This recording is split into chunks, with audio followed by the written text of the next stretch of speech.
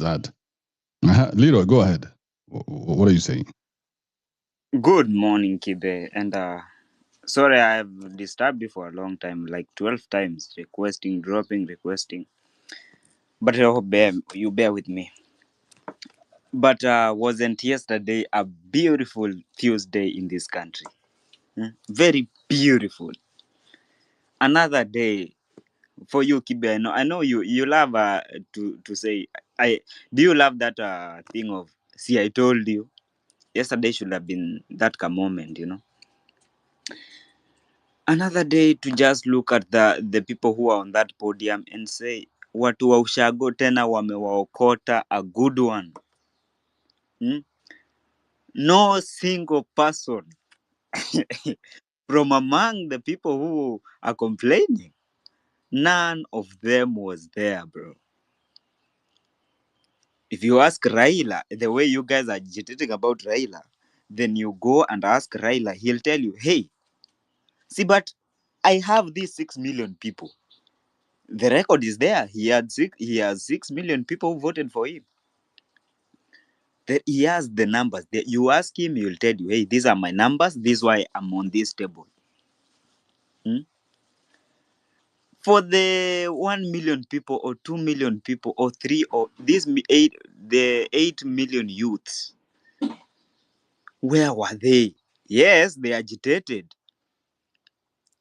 And this is yesterday. It was the IEBC something. It was the Gen Zs, we can say. But let me correct this. Say this. This movement is beyond Gen Z. Let's not now label it Gen Z. It's a Kenyan movement. If I ask you on Sunday, there was an event at Uhuru Park. Show me any single Gen Z on that podium. I'll take time. You name me for me one person who was a Gen Z on that podium. I'll give you till the evening. You'll not give me. So let me continue. The Gen Zs agitated about IBC reforms and something. But again, the people who are on that table signing, no Gen Z knows what those people signed. We don't know the whole details of that document that was signed.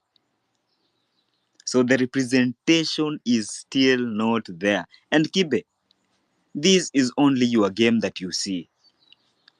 And going back to that chick, there was a kachiki who was agitating. Oh, old, 40-year-old.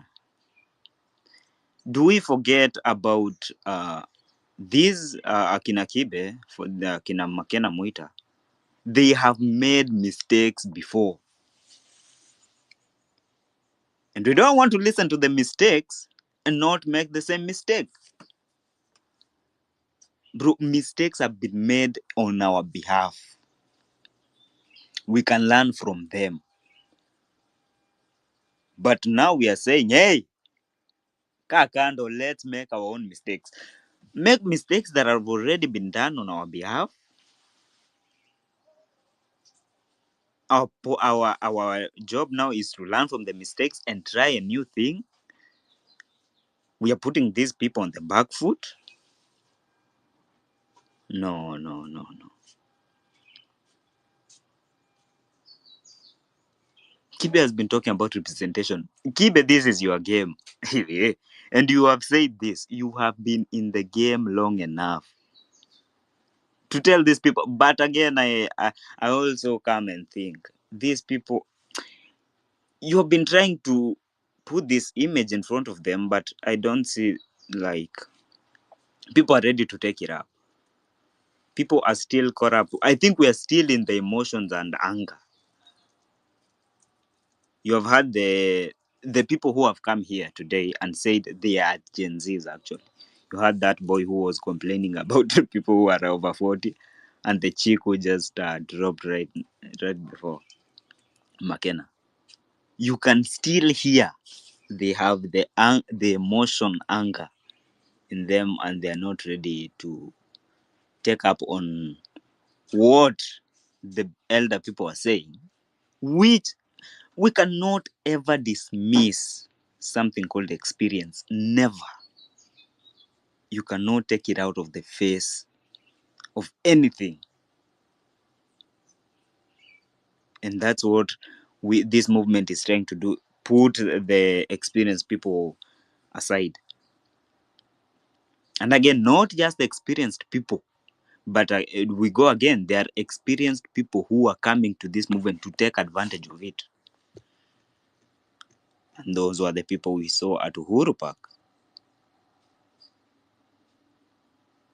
Kibe. There's another thought that I had, but I take a lot of sugar and I think I forget. Keep me on and let me remember and I'll engage you on it. But that's it for now.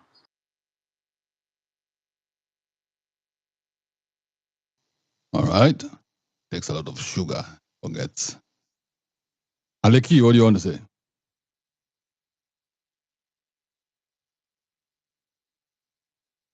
As Aleki is still finding his mic. There we go. Aleki, are you there? I'm here. So mi chenye ningependa kusema tutafute tu mbinu mzuri yenye tunaweza watoa hapo polepole tu bila Genz kuumia, because unajua vile tunaamuka hivi tunaenda kupingana na hao mapolisi kwa street, by the way inatuumiza sana. So maoni yangu hapo ni tukae tu wapole, tutafute kama ni maidi na nini za kupiga kura, then tutembee hiyo, ikifika election tuwatimue tu bila wasiwasi. Sahii hii inasumbua majenzi, au mnasema aje nyinyi?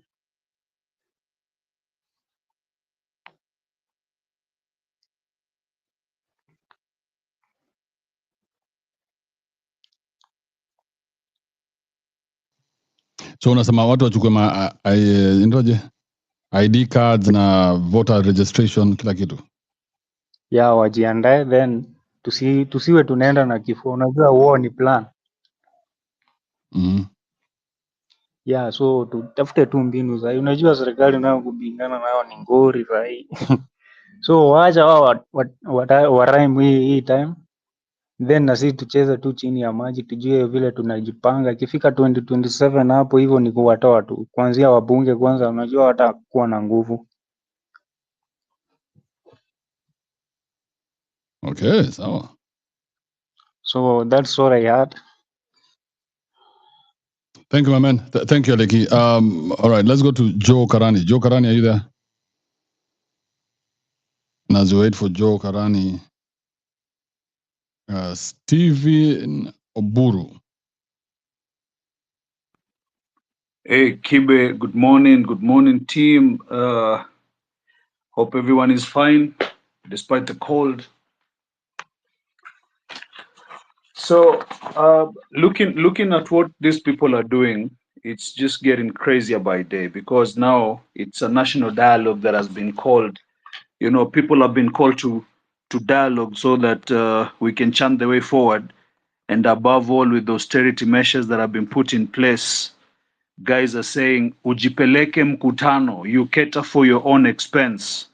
So do we need a dialogue to arrest the killer cops? I mean, do we need a dialogue to end incompetence in government? There is a lot. The kuna ile posta imetolewa ya actions now. Again, people are actually up against everything that is going on. We don't need a dialogue to sack a corrupt government official. We don't need a dialogue to audit the public debt. We don't need a dialogue to post the medical interns. Basically, we don't need dialogue to, say this bullshit that these people are doing. And if you look at the body language that the president is giving, he's still kind of shaken. He never expected this, and it only takes a presidential decree to amend some of the things that have been put out here. Assuming we don't want the CISs, as much as there is an independent body, in charge of the police, in charge of whatever institution or the executive arm of government, we only need him telling these people to pack in a speech And above all, he's just going to stand up and say, you guys, I want you gone because the public has lost confidence in you. I don't want to hear any Nakumicha with, interns protesting at the gates of Afia House. So basically, there is a lot that can be done. So come 2027, now people have to sit and say, hey, listen, guys, the IEBC has been reconstituted now, and the bill was assented to yesterday. That simply means that we can recall these people. We can recall them and we remain without an MP until the next election because imshara wanalipwa. They've gotten enough. And now they know they're not going to be re-elected in 2027. I mean, it will take like a whole camel to pass through the eye of the needle for some of these guys to bounce back to parliament. So what are they doing? They are stealing left, right, center. If now everybody's eyes are open, people are like, okay, these guys now, they are mulikaing us. What we're supposed to do is make sure that the corruption has to be chini ya maji. Nobody will know that this has been stolen. MCAs are not doing anything. Instead, they're blaming the bickering of the governor and the MCA. I'm not going to deliver to my people. Bro, it is a lot of bullshit now that is going to happen because they know this is the last kicks of a dying horse that they're throwing. The best, they will steal from us. We won't know anything. They would make us go in circles. We won't know anything. At the end of the day, they're like, after all, 2027 amnirudishi. So acha mimi nijijenge, But we as the millennials and as Gen Zs came out, the best thing that we would have pushed for is to push this government to actually ask for a referendum. We amend this constitution because the wastage in government comes from actually the positions that are there. And I've kept on saying, we have to be sober enough and push it. If these guys are being taken home, then the president and the government can listen to the public and say they want a referendum. And remember the other day, George was speaking on this same space. And he actually said that it doesn't need a lot of effort to put up a referendum. We pass it. If there is an issue with a certain clause, we put on a referendum. If there is an issue, until we have a perfect constitution. Otherwise, if you are going to run on the same constitution and we're saying, oh, let there be done, let there be this, bro, it doesn't work. But we go for the head and we go for the kill.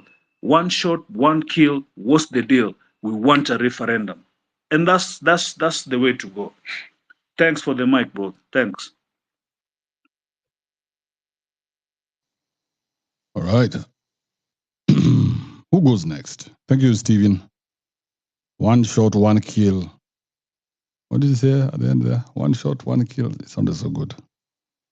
All right, let's try Joe Karani. Then we go to Maurice and then Banis. Joe Karani, are you there? Yes. A good morning to you all. I think mine is just about this generational disconnect.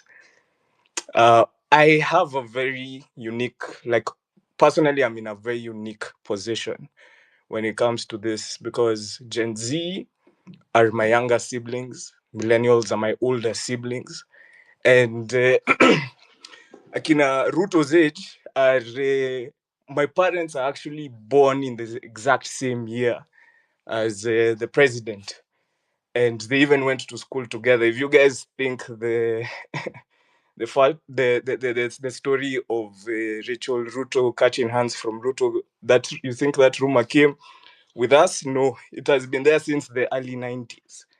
So I have a very unique perspective when it comes to all this because I understand Gen Zs, but I also understand millennials. Mi niko pale kwa gate because I'm a 95.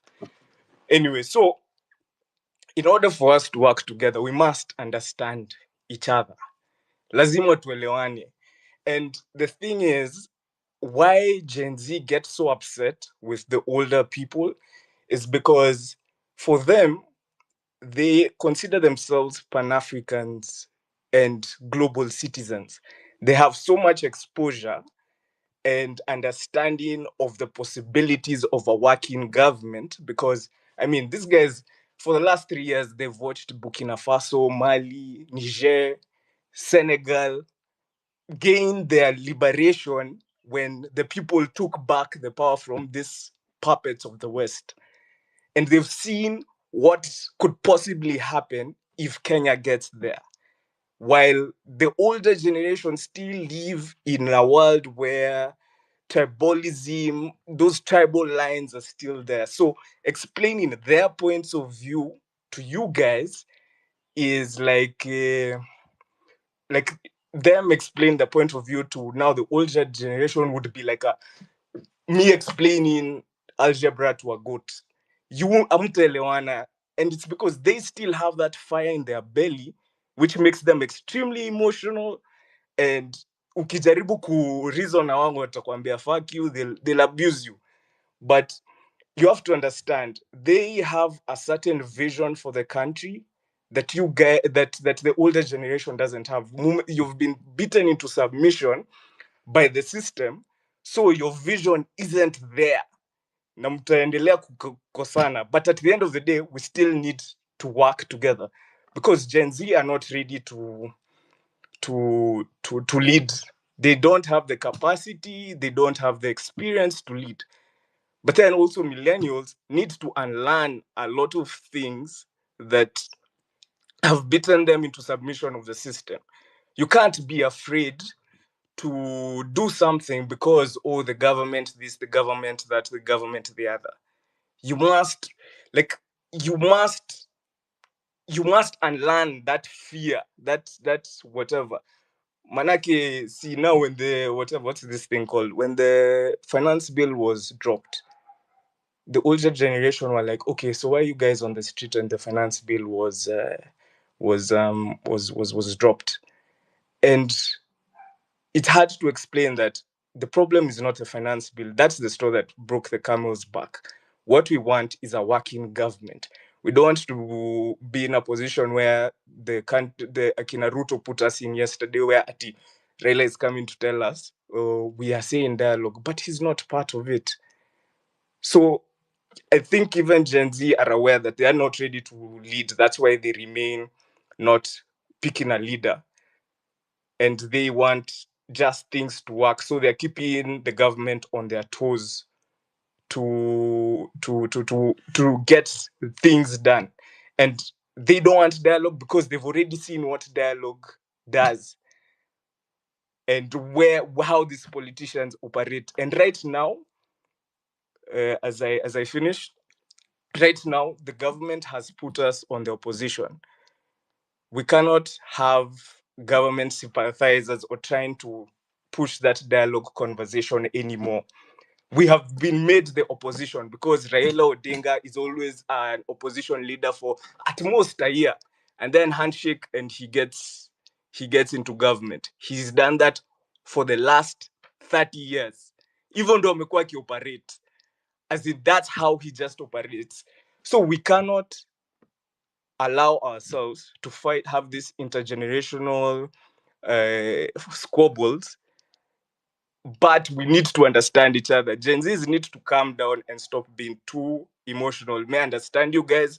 You guys have that fire in your belly that was beaten out of the millennials. You guys still have that vision and dream that you want to achieve. While millennials, you guys need to unlearn that thought process that stops you from achieving some of the dreams and visions you had for yourself when you were at that age of the Gen Z. And our parents, oh my God, I do not even know what to say about them because they are the problem. They are the reason we're in this position. Anyway, so.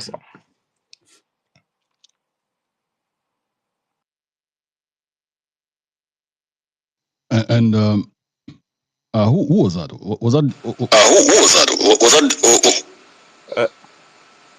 That is me.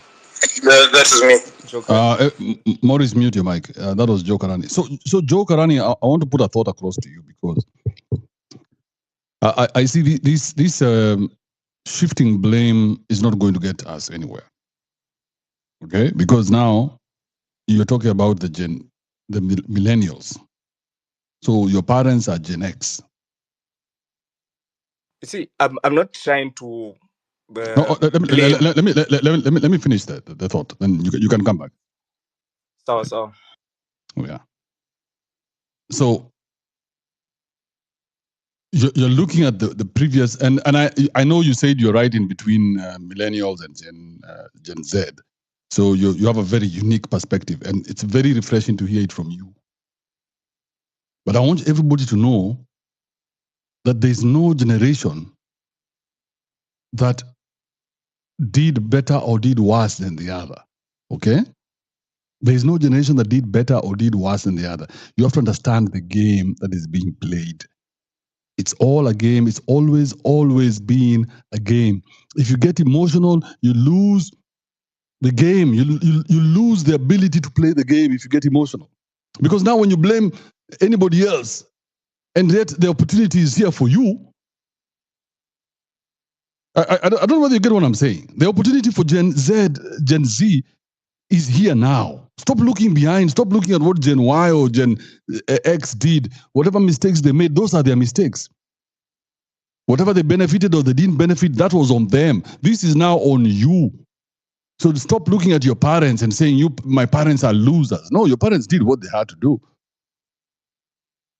Your parents, they did what they had to do, and you're here now. That's why you have the strength that you have now for you to be able to fight the fight that you're fighting. But do not separate yourself and say, hey, us guys are special and those guys are losers. No. You do what you have to do. Win for yourself. Gen X were not on the street. The millennials were not on the street. Gen Z are the ones who decided to go on the street, and everybody else decided to support them. So do it for yourself, but don't look back and say, hey, you guys were useless. You guys were puny. That's why us guys are superior to you. No, you're not going to run a country like that. How are you going to run a country like that? How are you going to run a country when everyone is just shifting blame from one person to the other? Then it will be impossible for anyone to stand up and say, hey, I want to be the guy who's going to take you to Canaan. How am I going to take you to Canaan when everybody is busy blaming the other about one thing or the other? Gen Z, this is your moment. Stop looking back like Lot's wife.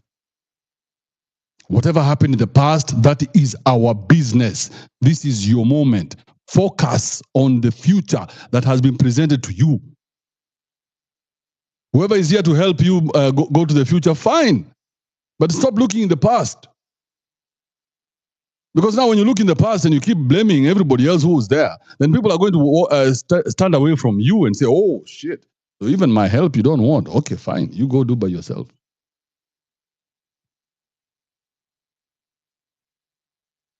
We have to, and I said this yesterday, we have to find a way to work together. If we cannot work together, then any revolution is bound to fail. We must have a mechanism where we work together without blaming each other for anything that has happened. I said yesterday that I am willing to work even with Miguna. And Miguna thinks I'm an idiot. I'm willing to work with that fat fuck called Guaido. I see his value in the movement. Only that I don't see the need for all those emotional outbursts of his and unsubstantiated claims. But if he was to come into the movement, why not?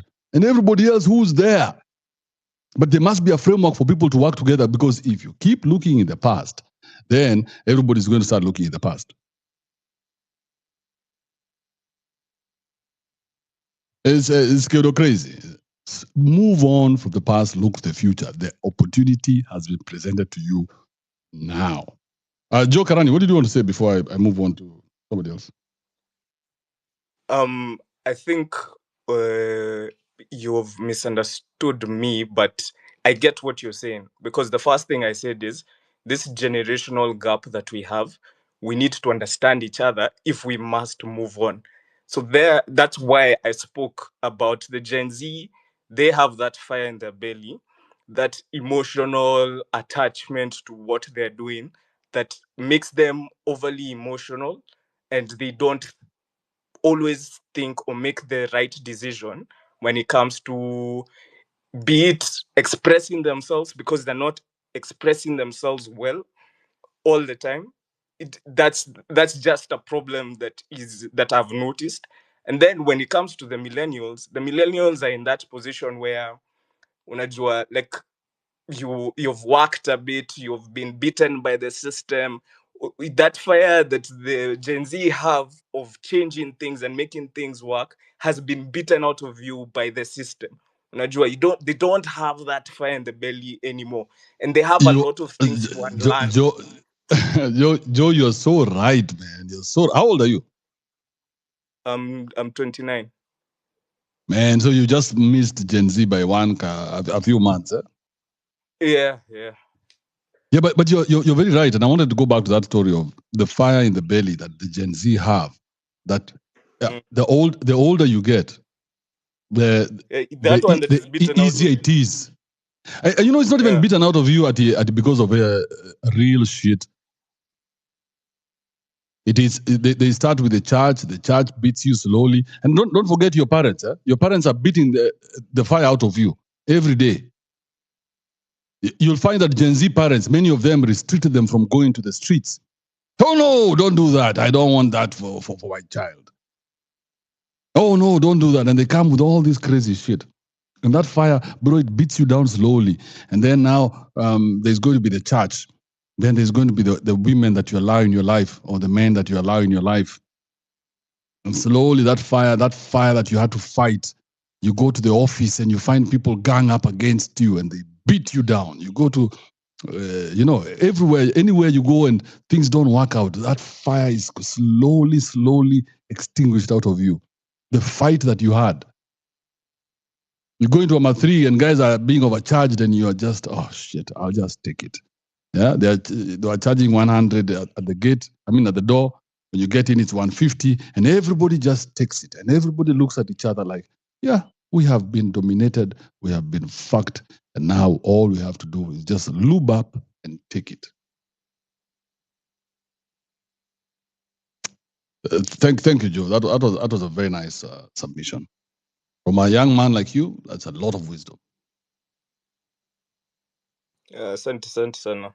Like I said, they have a very unique perspective into all this